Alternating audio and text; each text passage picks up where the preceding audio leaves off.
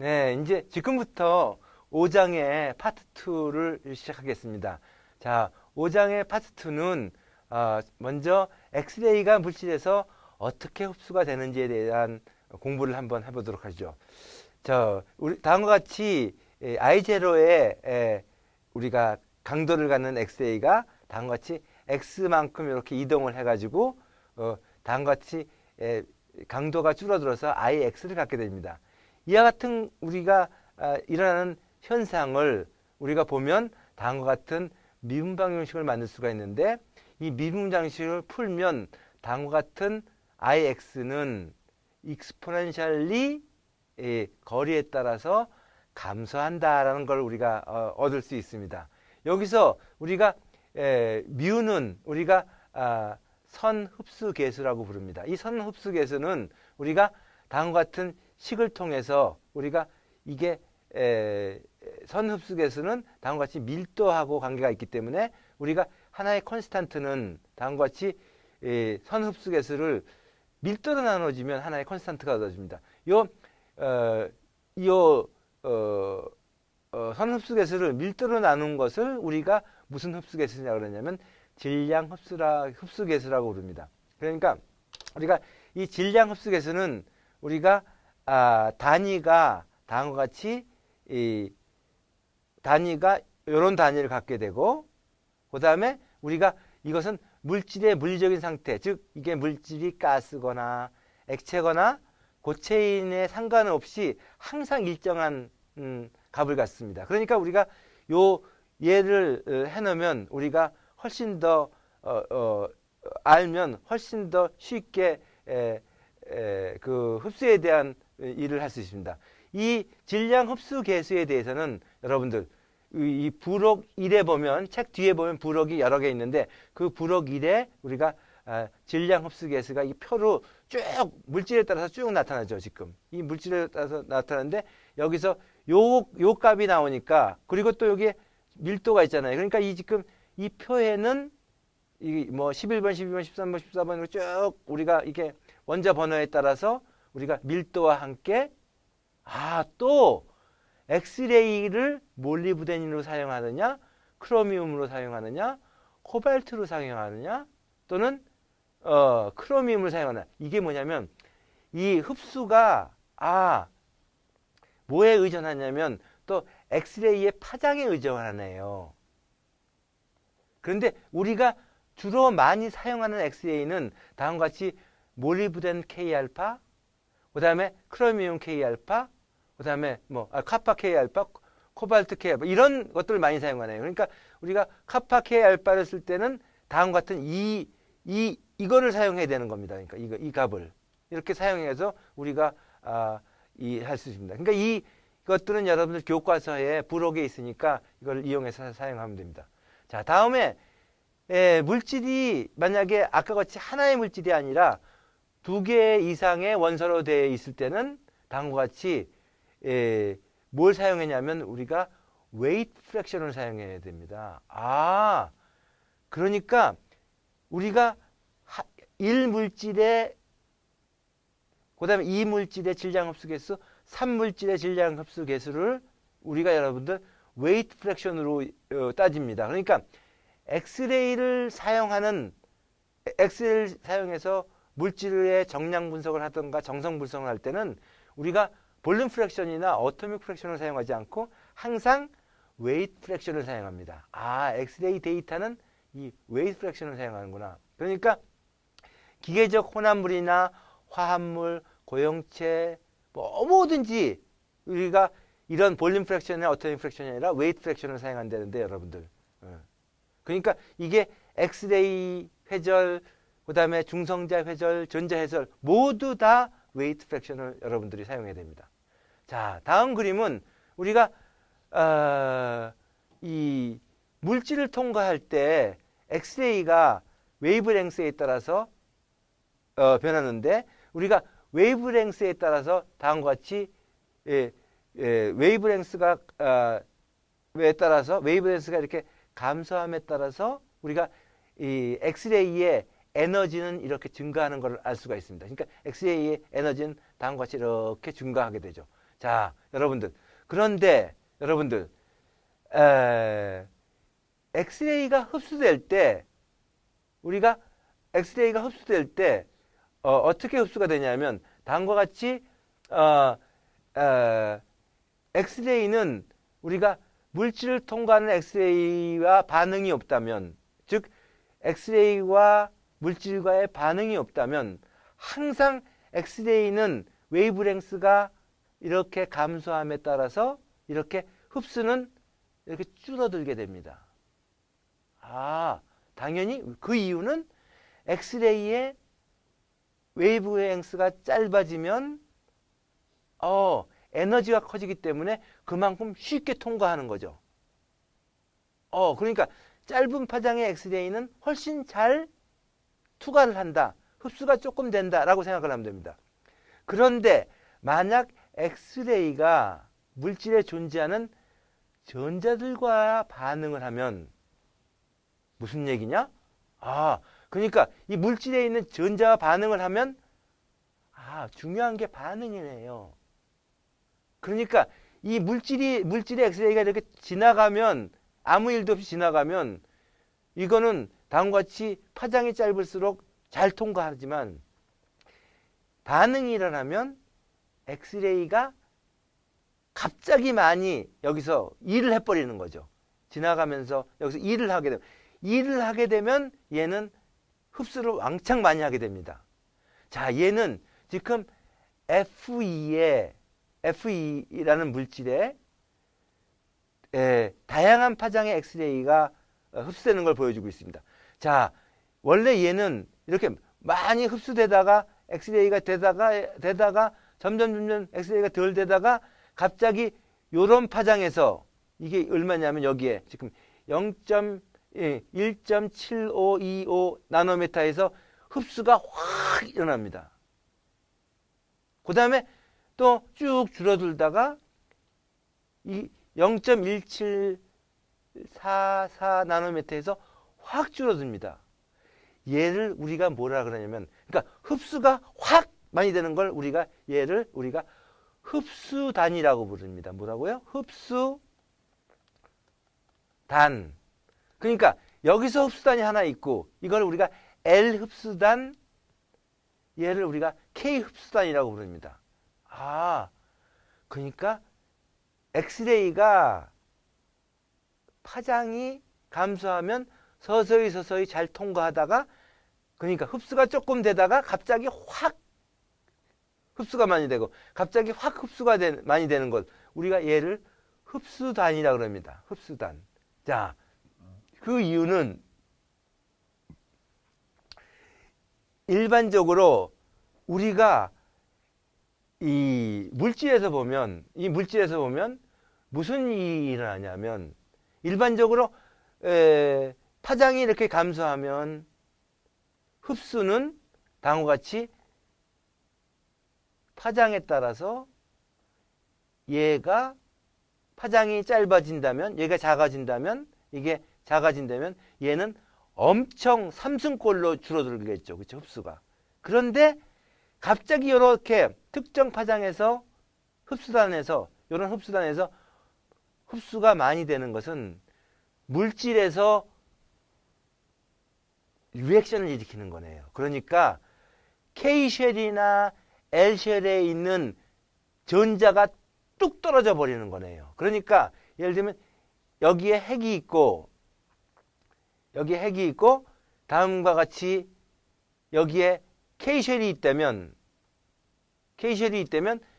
엑스레이가 어느 정도 이상의 에너지가 되면 이 얘를 탕 떨어지고 일을 해버리게 되는 거예요. K쉘에 있는 전자를 팍 띄어내버리는 거죠.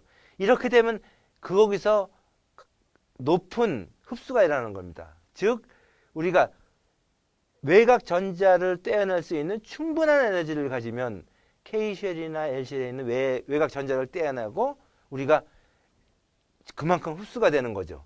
이래서 이 흡수되는 걸 이용해서 우리가 얘가 여기에서의 에너지가 이게 다음과 같이 이렇게 계산될 수가 있네요. 그러니까 F의 경우 이게 L쉘이 떨어질 때 그 파장이 얘고 K쉘의 흡수단의 요건데 그거에 해당하는 우리가 파장과 에너지를 이렇게 이런 식을 통해서 다 계산할 수가 있네요.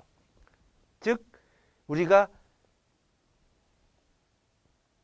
L쉘에 있는 전자를 떼어내거나 또는 K쉘에 있는 전자를 떼어내면 갑자기 그 에너지가 많이 흡수되는 걸 알 수 있습니다. 여러분들. 자, 다음은 이 교과서의 표 5의 4에 보면 다음과 같이 이 재료에 따라서 다음과 같이 K알파선의 파장뿐만이 아니라 그 다음에 L3의 여러분 이런 파장이 나오네요. 요것에 그래서 쭉 예를 들면 여러분들 이 K쉘의 그러니까 K 흡수단의 에너지에 해당하는 에너지 이런 것도 쭉 나오네요. 그다음에 K 흡수단에 해당하는 파장이 나오고 다음과 같이 L쉘에 대한 파장이 이렇게 나오네요. 그러니까 여러분들 물질에서 전자가 흡수되는 걸 알면 그때 어떤 파장에서 많이 되는지를 알면 우리가 그것을 이용해서 예를 들면 2.07 나노메타와 예를 들면 0.2 나노메타에서 두 개의 흡수단이 생겼다. 그러면 이와 같이 아까 이렇게 봤듯이 우리가 파장에서 여기서 한번 이렇게 생겼고 이렇게 쭉 내려다가 이렇게 생겼는데 여기의 파장이 예를 들면 여기의 파장이 0.2 나노메타고 여기의 파장이 0.07 나노메타면 이 물질은 크로미움이라는 걸 우리가 알 수 있겠죠. 그러니까 우리가 물질에서의 흡수는 즉 흡수단의 파장은 즉 이 물질이 무엇이라는 것을 가르쳐주는 하나의 툴로 사용될 수 있습니다. 그러니까 여러분들 전자현명에서는 그러니까 일스라는 게 있는데 일렉트론 에너지 로스 스펙트로메터를 이용해서 여러분들 그러니까 이 물질이 무엇으로 되어 있는지를 우리가 파악할 수도 있습니다. 자, 그러면 이제 여기까지 흡수에 대해서 공부를 했고요. 다음은 여러분들 새로운 전자에 대해서 한번 배워보도록 하겠습니다. 걔는 뭐냐면 앞으로 말씀드릴 게 OJ 전자라는 겁니다. 여러분들. 자, 그러니까 가속된 전자가 K쉘에 있는 전자를 탕 띄어내서 여기가 베이컨시가 됐습니다. 이랬을 때 이 L쉘에 있는 전자가 이렇게 뚝 떨어지면서 어떻게 되냐면 K알파선이 이렇게 나갔습니다. 이 K알파선을 우리가 뭐라고 불렀냐면 특성 엑스레이가 불렀죠. 그런데 항상 여기에 K쉘에 베이컨시가 생기면 K알파선 엑스레이가 나가는 게 아니라 얘가 베이컨시가 한번 탕 생기면 이 원자가 한번 부르르 떨게 됩니다. 나 불안해. 그러면서 그 퉁 하는 에너지를 받아서 얘가 퉁 떨어지면서 그 에너지를 받으면서 여기에 L3 쉘에 있는 전자가 이렇게 튀어나가게 되는데 이건 그러니까 외곽 전자 하나가 튀어나갑니다. 그 튀어나가는 걸 우리가 이 OJ 전자라고 부릅니다. 그러니까 다시 한번 여기 쓴 걸 정리하면 그러니까 이 L2 전자가 툭 떨어져오면서 그만큼 그 충격에 의해서 L3에 있는 전자가 바깥으로 툭 튀어나가는 거. 그렇죠. 예를 들면 우리가 자동차를 타고 가다가 자동차가 쾅 충돌을 하면 그 자동차에 있는 사람이 탕 튀어나갈 수도 있잖아요. 그렇죠. 바로 그겁니다. 그러니까 충격은 자동차가 했지만 튀어나가는 건 사람이 튀어나갔잖아요. 얘는 외곽 전자가 이렇게 떨어져서 들어왔지만 이 충격으로 여기에 있는 전자가 하나 툭 튀어나가는 것. 얘를 우리가 OJ 전자라고 부릅니다. 이 OJ 전자의 특징은 이게 튀어나가면서 여러분 튀어나가면서 얘가 운동 에너지를 가지고 나가요. 운동 에너지를. 전자는 튀어나가면서 운동 에너지를 가지고 있는 거예요. 아까 K알파는 빛의 에너지를 가지고 나갔잖아요. 뭐라고요? 아까 K알파선이라는 이 란다 K알파는 이건 빛의 에너지를 가지고 나갔지만 이 OJ 전자는 뭘 가지고 운동 에너지를 가지고 나가는 거예요. 이 운동 에너지는 다음과 같이 원래 K쉘의 에너지 빼기 L2의 에너지 또 빼기 L3의 에너지. 만약에 요만큼만 했으면 요게 K알파의 에너지죠. K알파선의 에너지잖아요. 이게 아니라 여기 또 이거 한 번 더 빼줘. 그러니까 엄청 K알파선의 에너지보다 보면 작습니다, 여러분들. 그러니까 얘는 하지만 특성한 운동 에너지를 가지면서 나간다. 아, 얘는 일렉트로니까 일렉트론의 매스를 가집니다.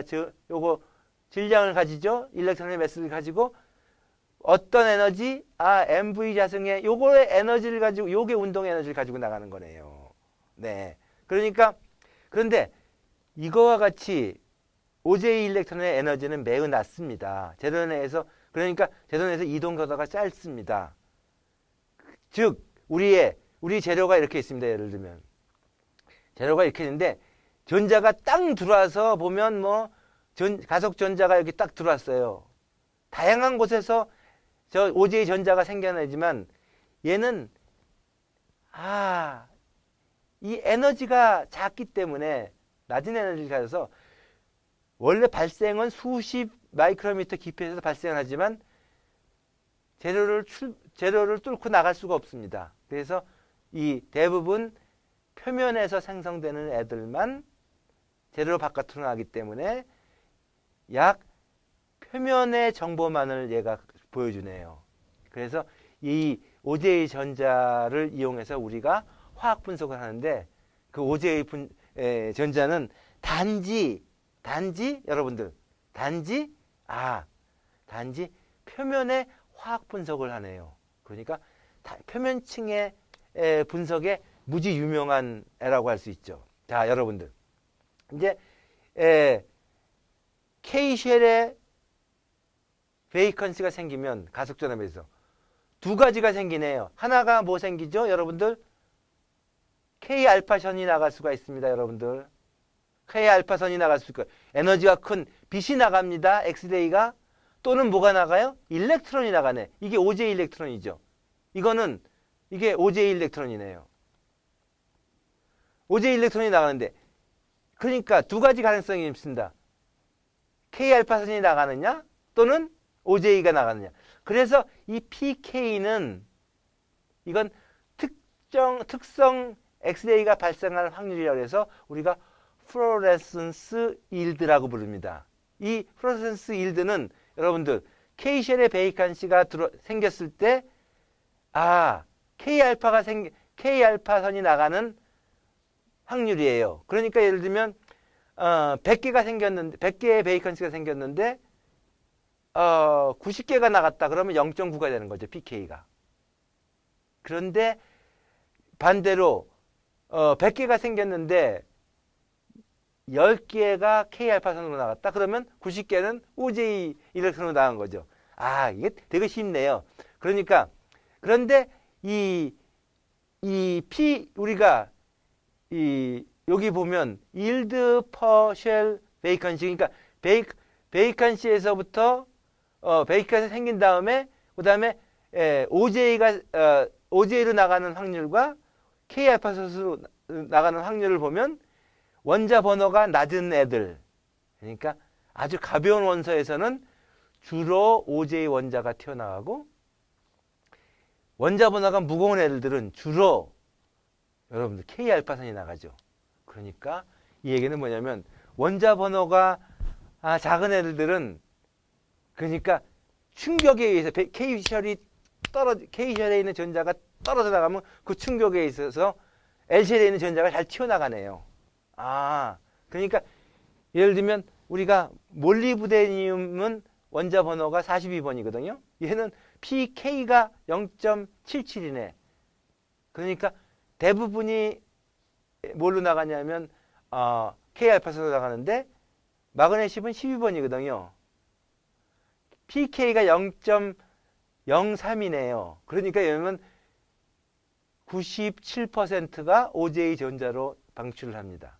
아, 그러니까 이 원자 번호가 작으면 우리가 쉽게 OJ 전자를 발생할 수가 있네요. 그러니까 OJ 전자를 이용해서 원소를 분석하는 것은 여러분들, 그러니까 가벼운 원자가 표면에 있는 것을 분석하는데 아주 유리하게 사용할 수가 있는 겁니다. 자, 그러면 실제로 엑스레이가 발생하는 엑스레이 튜브를 보여주겠습니다. 여러분들, 우리가 여러분들 빛이 나오는 전구는 이렇게 생겼죠. 그렇죠? 이 전구는 여기에 이렇게 필라멘트가 있어서 여기서 빛이 이렇게 나갑니다. 그렇죠? 여기 열전다예요. 그러니까 이렇게 나가는데 우리의 엑스레이 튜브는 이렇게 생겼습니다. 요 엑스레이 튜브는 여기서부터 여기까지 길이가 한 20cm 정도 돼요. 그리고 이 엑스레이 튜브에는 여기 보면 항상 여기에 이런 게 쓰여 있어요. 엑스레이 튜브는 카파라가 쓰여 있거나 몰리브데늄을 쓰거나 코발트가 쓰여 있어요. 얘는 이게 타겟 물질이 뭐라? 타겟 물질이 카파거나 몰리브데늄이나 코발트라고 쓴 겁니다. 실제로 엑스레이는 이게 지금 유리로 된 건데 유리로 되거나 여기는 세라믹으로 돼 있네요. 일로 나오는 게 아니라 여기는 우리가 유리를 통해서 이렇게 빛이 이렇게 나오잖아요. 여기 열전자가 전구에서는. 그런데 여기서는 엑스레이가 나오는 곳이 여기입니다, 여러분들. 여기는 여기고요. 얘는 일반적으로 베릴리움으로 만든 윈도우예요. 여기가 윈도우. 창을 통해서 엑스레이가 나오네. 요 구조를 한번 볼까요? 요 구조가 다음에 보이는 요 구조입니다. 자, 여러분들. 이 구조인데, 이 구조는 맨 위에, 여러분들, 맨 위에, 엑스레이 튜브의 맨 위에는 뭐냐면, 여기가 플러스고, 여기 플러스, 여기에 마이너스 굴렸고, 여기 한 10V 정도 걸어줘요. 또 10V나 한 5에서 10V 정도. 그러니까 낮은 전압을 걸어줘서 요걸 통과시키고, 그러면 필라멘트가 따끈따끈하게 되죠. 그러면, 우리 전구와 같이 여기서 열 전자가 발생합니다. 그런데 실제로 전압은 여기에 필라멘트와 여기가 타겟인데 요 타겟 물질이 요게 아까 얘기했던 카파나 코발트나 몰리브데늄 이런 애들입니다. 이 사이에 이거 봤죠, 여러분들? 가속 전압이 약 10에서 30만 볼트나 40만 볼트가 걸리고서 그러니까 필라멘트에서부터 사실은 요 밑으로 가속 전압이 걸리면서 슉 하고서 놀라지 마십시오. 빛의 속도에 한 2분의 1 정도 되는 속도로 전자가 탁 뛰어내려 가지고 여기에 땅 부딪히면서 엑스레이가 나가는데 요렇게 나갈 수도 있고 요렇게 라인 포커스 형태로 나갈 수가 있고 요런 형태로 나갑니다. 여기서 요 테이크오프 앵글이라 그러는데 테이크오프 앵글은 한 요거 보세요. 6도밖에 안 되네. 6도밖에. 그러니까 옆으로 나가는데 요게 타겟가 이렇게 납작하게 생겼는데 요쪽으로 나갈 때는 요게 요런 식으로 엑스레이 소스가 생기고 요쪽으로 나갈 때는 이렇게 요쪽으로 나갈 때는 이쪽으로 나가니까 이렇게 선으로 이렇게 생겼네요. 이렇게 쭉 이렇게 요거를 우리가 라인 포커스 요거를 우리가 포인트 포커스라고 그러네. 그러니까 엑스레이에서 나가는 소스는 이렇게 이런 형태로 나갈 수도 있고 이런 식으로 나갈래. 이렇게 얇게 엑스레이 튜브 배웠네요. 자, 엑스레이가 이렇게 발생되면 여러분들, 우리가 카메라를 찍을 때도 UV 필터라는 걸 사용하죠. UV 필터가 뭡니까? 카메라에? 우리가 사진을 찍을 때 가시광선으로 찍고 싶어 해요. 근데 가시광선으로 안 찍고 딴 울트라 바이올렛이 들어오면 우리가 원하지 않는 이미지가 잡히거든요. 그러니까 그 UV 필터를 딱 끼임으로써 우리는 UV 필터 가려버려. 뿐만 아니라 여러분들, 우리 선글라스 낄 때도 UV 필터를 낀 거죠. 그러니까 자외선 들어오는 거 막는 거죠. 그러니까 엑스레이 필터의 역할은 뭐냐면, 이 엑스레이의 필터는 역할은 우리가 필요한 파장의 빛만을 얻겠다고 해서 사용하는 게 엑스레이 필터입니다. 예를 들면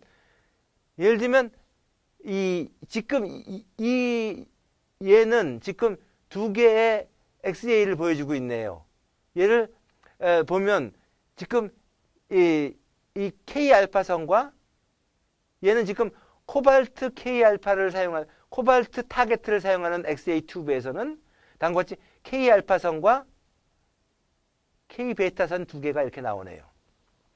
물론 여기서부터 여기까지 길이가 K알파선까지의 길이는 요 높이에 약 한 100배 된다 그랬어요.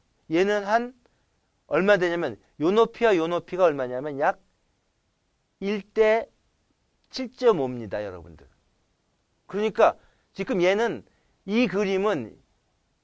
여기에 그린 이 그림은 엄청나게 K알파를 낮게 그린 겁니다. 여러분들, 그러니까 일반적으로 K알파와 K알파의 비는 1대 7.5입니다. 그런데 여기다가 이런 애를 갖다 놓네요.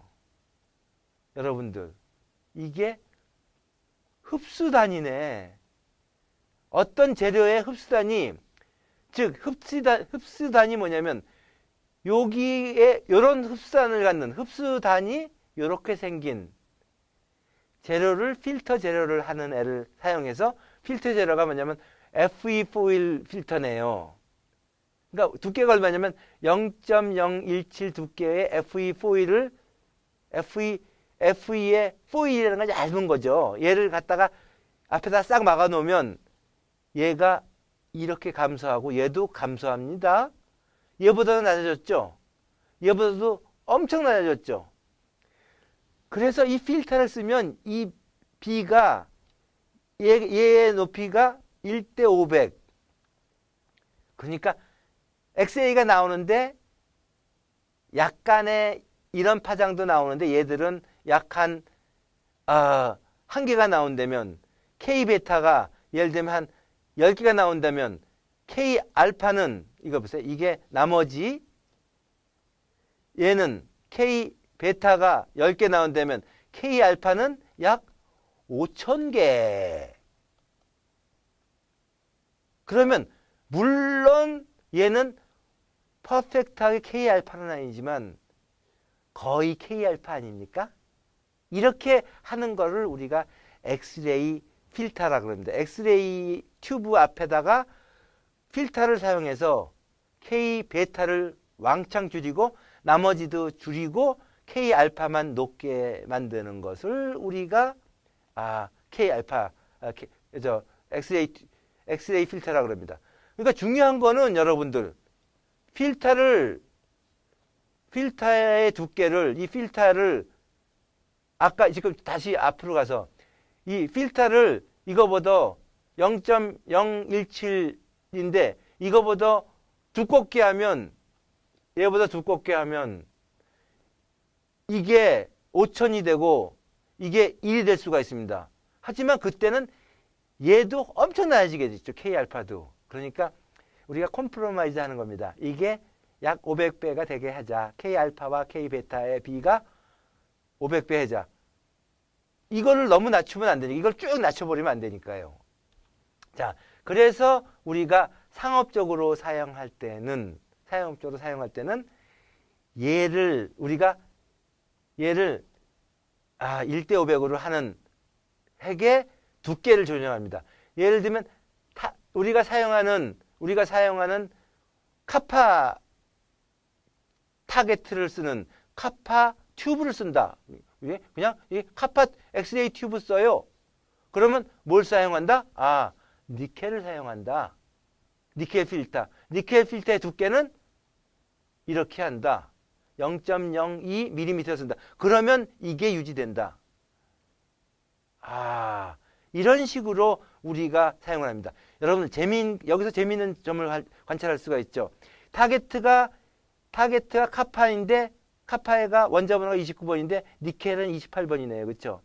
코발트의 타겟을 쓰는 엑스레이 튜브인 경우는 FE 필터를 사용하네요. 아, 크로미움을 살 때는 24번을 쓰면 23번을 쓰네요. 몰리브덴일 때는 요게 40번을 쓰는 결국은 뭐냐면 우리가 이 필터의 역할은 K 알파선과 K 베타선 요 중간에 흡수단이 있어야 되는 겁니다. 흡수단을 갖는 그런 재료를 우리가 이 필터 재료로 사용해서 이거를 유지하는 두께를 사용해서 우리가 하는 거다. 근데 사실 여러분 걱정할 필요가 없어요. 엑스레이 기계를 파는 데서 알아서 요거를 맞춰서 여러분들 요 필터를 여러분한테 제공합니다. 자, 다음에 여러분들 엑스레이를 사용해요? 엑스레이를 사용하면 우리가 이제 엑스레이를 사용한다. 그러면 엑스레이 튜브를 사용한다. 엑스레이 튜브가 여러분 카파 K 알파 카파 튜브다. 카파 엑스레이 튜브다. 그러면 여러분들은 카파 K 알파가 이게 0.154 나노미터의 엑스레이를 가지고서 실험을 한다. 라고 하지만 사실은 여러분들이 K 베타도 500분의 1이 있죠. 그리고 나머지 파장의 엑스레이도 좀 들어가잖아요. 이거를 완전히 제거해 주는 것이 뭐냐면 단결정 모노크로메타입니다. 이 모노크로메타는 뭘 하냐면 모노가 무슨 뜻이죠, 여러분들? 하나라는 뜻이죠. 한 개. 크로메타라는 것은 빛의 파장을 한 개로 하자. 란다를 한 개로 하자. 그러니까 0.1호사 하나로 하자. 아, 근데 필터 가지고는 안 된다. 그럴 때는 뭐냐면 여러분들이 이 그림을 보십시오. 여기에 보면 란다 1, 란다 2, 란다 3, 란다 4, 란다 4 다양한 파장의 엑스레이가 들어가는데 회절을 일으키는 요게 D가 HKL이 이게 한 개라면 요 각도 하나죠. 그러니까 회절을 일으키는 애는 단지 요 란다 1만 회절을 일으키고 나머지 란다 2, 3, 4, 5, 6 얘는 하나도 못 일으키네요. 그러니까 여기서 엑스레이가 100개 들어가도 요 조건을 만족하는 회절을 일으키는 2개만 정확한 파장이 나오네요. 이 정확한 파장을 만들려면 우리가 정확한 명광거리를 갖는 우리가 크리스탈이 필요하네요. 이렇게 정확한 명광거리를 갖는 크리스탈을 가지고서 우리가 실험을 하는 우리가 엑스레이를 걸러내는 엑스레이의 파장을 걸러내는 거를 우리가 단결정 모노크로메이터라고 부릅니다. 그러니까 단지 얘만 만족하는 애를 방출하네. 나머지는 뭐라 그랬어요, 내가? 상세 간섭으로 없어져. 그러니까 파장이 100개가 들어가지만 98개는 여기서 다 상세 간섭 때도 없어버리고 2개만 싹 나오네요. 요걸 우리가 뭐라냐면 모노크로메타라고 합니다. 이 모노크로메타는 우리가 일정한 DHKL을 갖는 NaCl이나 쿼츠나 뭐 LIF 뭐 이런 그라파이트 이런 것들이 단결정들이 사용하네요. 그래서 우리가 얘를 단결정 모노크로메이터라고 그러는데 여러분들 100개에서 2개만 얻으니까 너무 빛이 적잖아요. 그래서 사용하는 게 뭐냐면 다음에 여러분들 우리가 좀 많은 애들을 우리가 파장을 갖는 애들들을 갖는 그러니까 엑스레이를 하는 방법 얻는 방법이 없을까? 그래서 좀 더 많이 많은 여기서 나간 빛들이 좀 더 많이 열로 오게끔 하는 게 뭐냐면 우리가 이렇게 밴딩을 시켜서 크리스탈 싱글 크리스탈을 이렇게 쭉 구부려 가지고 좀 더 많은 애들이 요 한 곳에 모이게 만든 이걸 우리가 이 각도로 휘어진 상형 모노크로메이터는 우리가 밴딩 크리스탈을 가지고 있습니다. 그래서 아까 우리가 이렇게 판판한 크리스탈 쓰면 딱 한 방향에서 한 방향만 들어오는데 이렇게 구부렸으니까 훨씬 또 여러 군데서 출발하는 애들이 한 군데로 모이게끔 하는 우리가 포커싱 서클을 갖는 모노크로메터를 사용해서 우리가 반사 효율을 늘린 우리가 그런 그러니까 싱글 크리스탈 모노크로메터를 사용해서 우리가 실제로 실험에 사용합니다.